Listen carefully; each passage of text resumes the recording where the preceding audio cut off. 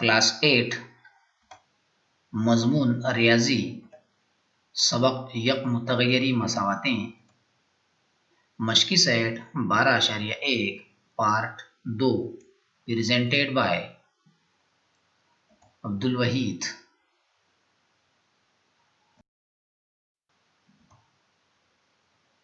इस मश्क का दूसरा सवाल इस तरह है, दर्ज झैल मसावात हल कीजिए।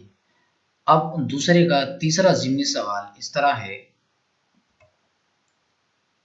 3x जमा 12 बराबर 2x नफी 4।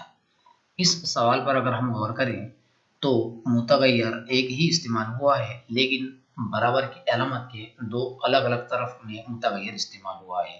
तो इस सवाल को हल करने का उसूल ये है कि मुतगय्यर वाले आदाद एक तरफ लिखे जाते हैं और जिन आदाद के साथ मुतगय्यर नहीं है तो उन्हें एक तरफ लिखा जाएगा। यानी यहाँ पर 3x और 2x को एक तरफ लिखेंगे और 12 और नफी 4 को एक साथ लिखा जाएगा।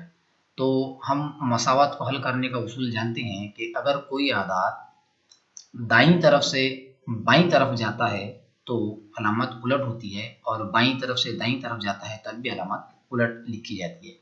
यानी यहाँ पर 2x को अगर 3x के साथ में लिखेंगे तो उसकी अलामत नफी हो जाएगी, उसी तरह 12 को नफी 4 के साथ लिखेंगे तो उसकी अलामत भी उलट हो जाएगी और उसे इस तरह लिखा जाएगा, 3x नफी 2x बराबर नफी 4 नफी 12। फिर 3x और 2x में तफरीक का अमल किए तो जवाब x आएगा और नफी 4 और नफी 12 यहाँ जमा का अमल होगा क्योंकि दोनों की अलामतें एक जैसी है और बड़े आदद की अलामत लिखी जाएगी। 12 की अलामत नफी है तो नफी की अलामत लिखी जाएगी और जवाब इस तरह आएगा, x बराबर नफी 16। यानी 3x में से 2x को तफरीक किया, x बचा और नफी 4 और नफी 12 का जवाब नफी 16 आएगा। इस तरह हमने मुतगय्यर x की कीमत नफी 16 निकाला। अब चौथा ज़िम्नी सवाल इस तरह है, 5 कौस में x नफी 3 बराबर 3 कौस में x जमा 2। इस सवाल को हल करने का उसूल ये है कि अगर कौस के बाहर कोई गिनती का अदद है तो उस अदद और कौस के दरमियान में ज़रब की अलामत रहती है और उस अदद से कौस के अंदर जो जो भी आदद है उनकी ज़रब की जाती है। यानी यहाँ 5 की ज़रब x के साथ में होगी, 5 की ज़रब 3 के साथ में होगी। उसी तरह दूसरे कौस में 3 की ज़रब x के साथ में होगी और 3 की ज़रब 2 के साथ में होगी। जवाब इस तरह लिखा जाएगा, 5x नफी 15 बराबर 3x जमा 2। यानी हमने 5 की ज़रब x के साथ में किए 5x जवाब आया, 5 की ज़रब 3 के साथ में किए 15 जवाब आया और 3 की ज़रब x के साथ में किए 3x जवाब आया, 3 की ज़रब 2 के साथ में किए 6 जवाब आया। फिर वही उसूल को इस्तेमाल करेंगे हम यहाँ पर मसावत को हल करने के लिए, यानी 5x को और 3x को एक जगह लिखा जाएगा और 15 और 6 को एक तरफ लिखा जाएगा। अगर आदाद इस सिमत से उस सिमत जा रहे हैं तो उनकी अलामत उलट हो जाएगी और उसे इस तरह लिखा जाएगा, 5x नफी 3x बराबर 6 जमा 15। यानी 3x को सिमत बदलाए उसकी अलामत जमा थी नफी होगी, नफी 15 को सिमत बदला के लाए उसकी अलामत नफी थी जमा होगी। फिर 5x में से 3x को तफरीक किए 2x जवाब आएगा और 6 और 15 दोनों में जमा का अमल करेंगे तो 21 जवाब आएगा और उसे इस तरह लिखा जाएगा, 2x बराबर 21। फिर 2 और x दोनों के दरमियान में ज़रब की अलामत है, 2 जो है 21 के साथ में तकसीम की हालत में चला जाएगा और उसे इस तरह लिखा जाएगा, x बराबर 21/2। इस तरह हमने इस सवाल में मुतगय्यर x की कीमत 21/2 निकाला है। अब इस मश्क का पांचवा सवाल इस तरह है, 9x/8 जमा 1 बराबर 10। हम नातिक अदद को हल करने का उसूल जानते हैं कि अगर दो कसरों के दरमियान जमा या नफी की अलामत है तो उसको तिरछी ज़रब या ज़ू अज़आफ़ अकल के तरीके से हल किया जाता है। यहाँ पहली कसर जो है 9x/8 है और दूसरी कसर जो है 1/1 है। यानी दो कसरों के दरमियान में जमा की अलामत है तो तिरछी ज़रब से सवाल को हल करेंगे। यानी 8 की ज़रब 1 के साथ में होगी और 1 के नसब नुमा में जो 1 है उसकी ज़रब 9x के साथ में होगी और उसे इस तरह लिखा जाएगा, 9x जमा 8/8 बराबर 10। अब 9x जमा 8 के नसब नुमा में जो 8 है वो तकसीम की शक्ल में है और ये 8 10 की साथ में जाएगा तो ज़रब की हालत में चला जाएगा और उसे इस तरह लिखा जाएगा, 9x जमा 8 बराबर 80, यानी हमने 8 की ज़रब 10 के साथ में कर दिया, 8 10 80 जवाब आया। फिर मुतगय्यर x के साथ में दो अदद है यहाँ पर, पहला अदद है 9 और दूसरा अदद है 8। 8 जो है वो जमा की शक्ल में है, इसलिए इसको पहले सिम्त बदलाएंगे, और सिम्त बदलाएंगे तो उसकी अलामत नफ़ी हो जाएगी, उसे इस तरह लिखा जाएगा 9x बराबर 80 नफ़ी 8। फिर 80 और 8 में तफरीक अमल किया करेंगे तो 72 जवाब आएगा, उसे इस तरह लिखा जाएगा 9x बराबर 72। फिर x के साथ 9 जो है वो ज़रब की शक्ल में है, 9 जो है 72 के साथ में जाएगा तो तकसीम की हालत में लिखा जाएगा, नसब नुमा में लिखा जाएगा, और मसावत हमारे सामने इस तरह आएगी x बराबर 72 तकसीम 9 या 72/9। फिर 9 से 72 को तकसीम करेंगे तो 8 जवाब आएगा, 9 का 9, 9 टी 72, और इस तरह मुतगय्यर x बराबर 8 जवाब आएगा। इस मश्क का यानी छठा ज़िमनी सवाल इस तरह है, y बटे 7 जमा y नफी 4 बटे 3 बराबर 2।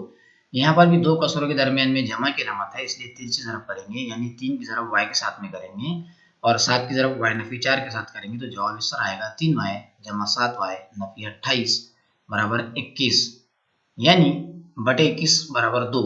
यानी यहाँ पर हमने 3 की ज़रब y के साथ में किया 3y जवाब आया, और 7 की ज़रब y के साथ में किया 7y जवाब आया, और वही 7 की ज़रब 4 के साथ में किया तो 28 जवाब आया, बटे 7 की ज़रब 3 के साथ में करेंगे तो 21 जवाब आएगा। फिर 3y जमा 7y नफी 28 से ये अपने मकाम पर जैसा का वैसा रहेगा। इसके नसब नुमा में जो 21 था वो तकसीम की हालत में था, 2 के साथ जाएगा तो ज़रब की शक्ल में चला जाएगा, और उसे इस तरह लिखा जाएगा 3y जमा 7y नफी 28 बराबर 21 दूनी 42। फिर 3y जमा 7y बराबर 10y जवाब आएगा, और इसके साथ में जो 28 नफी की शक्ल में था ये 42 के साथ जमा में आ जाएगा, और उसे इस तरह लिखा जाएगा 10y बराबर 42 जमा 28। 10y बराबर 42 में और 28 में जमा कमल करेंगे तो 70 जवाब आएगा, और इस तरह मसावत आएगी 10y बराबर 70। फिर y और 10 दोनों के दरमियान ज़रब की अलामत है, 10 जो है 70 के साथ तकसीम की शक्ल में चला जाएगा, उसे इस तरह लिखा जाएगा y बराबर 70 बटे 10। फिर 10 और 70 दोनों में तकसीम का अमल होगा तो y बराबर 7 जवाब आएगा। इस मश्क का 7वां ज़िमनी सवाल इस तरह है, 13x नफी 5 बराबर 3 बटे 2। इस सवाल में 3 के नसब नुमा में जो 2 है वो तकसीम की हालत में है, इसको अगर सिम्त बदला के लेके गए तो ये ज़रब की हालत में चला जाएगा, यानी इस 2 की ज़रब 13 के साथ करेंगे और वही 2 की ज़रब 5 के साथ में करेंगे। जवाब इस तरह आएगा 26x नफी 10 बराबर 3, यानी 2 की ज़रब 13 के साथ किए 26 जवाब आया, 2 की ज़रब 5 के साथ में किए 10 जवाब आया। फिर वही उसूल को हम एक बार और यहाँ इस्तेमाल करेंगे कि मुतगय्यर के साथ में अगर दो आदाद एक साथ आ गए, एक ज़रब वाला एक जमा या तफरीक वाला, तो हम पहले जमा या तफरीक वाले आदाद को सिम्त बदलाते हैं, यानी नफी 10 को सिम्त बदला के दूसरी तरफ लेकर जाएंगे तो उसकी अलामत उलट हो जाएंगी, नफी 10 की जगह जमा 10 लिखा जाएगा। इस तरह स्टेप आएगी 26x बराबर 3 जमा 10। फिर 3 में 10 में जमा कमल करेंगे 13 जवाब आएगा, उसे इस तरह लिखा जाएगा 26x बराबर 13। फिर x के साथ में जो 26 है वो ज़रब की हालत में है, 13 के साथ तकसीम की हालत में चला जाएगा, यानी नसब नुमा में चला जाएगा, और उसे इस तरह लिखा जाएगा x बराबर 13 तकसीम 26 या 13 बटे 26। फिर दोनों में अगर तकसीम कमल किए 13 का 13, 13 दूनी 26, x बराबर 1 बटे 2 जवाब आएगा। इस मश्क का 8वां सवाल इस तरह है, 3 कॉस में y जमा 8 बराबर 10 कॉस में y नफी 4 जमा 8। यानी इसके पहले हम सवाल इस तरह का सवाल देख चुके हैं कि कॉस के बाहर अगर कोई गिनती का अदद है तो दोनों के दरमियान ज़रब की अलामत रहती है, यानी उस अदद की ज़रब कॉस के अंदर जो जो भी आदत है उनके साथ में की जाएगी, यानी 3 की ज़रब y के साथ करेंगे, 3 की ज़रब 8 के साथ करेंगे, उसी तरह 10 की ज़रब y के साथ, 10 की ज़रब 4 के साथ। जवाब इस तरह आएगा 3y जमा 28 24 बराबर 10y नफी 40 जमा 8। फिर मुतगय्यर वाले आदात एक तरफ और बगैर मुतगय्यर वाले आदात एक तरफ, यानी 3y के साथ 10y लिखा जाएगा और 24 को जो है नफी 40 जमा 8 के साथ लिखा जाएगा। आदात इस सिमत से उस सिमत में जा रहे हैं तो इनकी अलामत उलट हो जाएगी और उसे इस तरह लिखा जाएगा 3y नफी 10y बराबर नफी 32 नफी 24।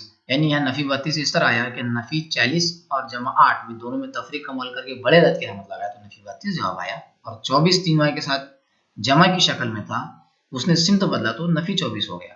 फिर जमा 3y नफी 10y, इसका जवाब नफी 7y आएगा, क्योंकि यहाँ पर दोनों आदत की अलामत अलग अलग है, मुत्तेजाद है। मुत्तेजाद अलामतों में हम तफरीक का अमल करके बड़े अदद की अलामत लिखते हैं।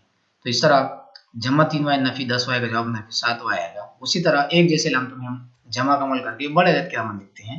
नफी 32 और नफी 24 में जमा का अमल करेंगे और बड़े अदद की अलामत लिखेंगे। जवाब हमारे सामने इस तरह आएगा, नफी 7y बराबर नफी 56। फिर बराबर की अलामत की दोनों तरफ अगर नफी की अलामत है तो नफी की अलामत से नफी की अलामत कट जाएगी, कैंसिल हो जाएंगी। जवाब इस तरह आएगा 7y बराबर 56। फिर y के साथ 56, y के साथ 7 जो है ज़रब की शक्ल में है, 7 56 के साथ तकसीम में चला जाएगा, 56 के नसब नुमा में चला जाएगा, 56 के बटे में चला जाएगा और उसे इस तरह लिखा जाएगा y बराबर 56/7। फिर 7 और 56 में तकसीम का अमल करेंगे तो 8 जवाब आएगा, 7 का 7, 7 8 56, इस तरह y बराबर 8 जवाब आएगा।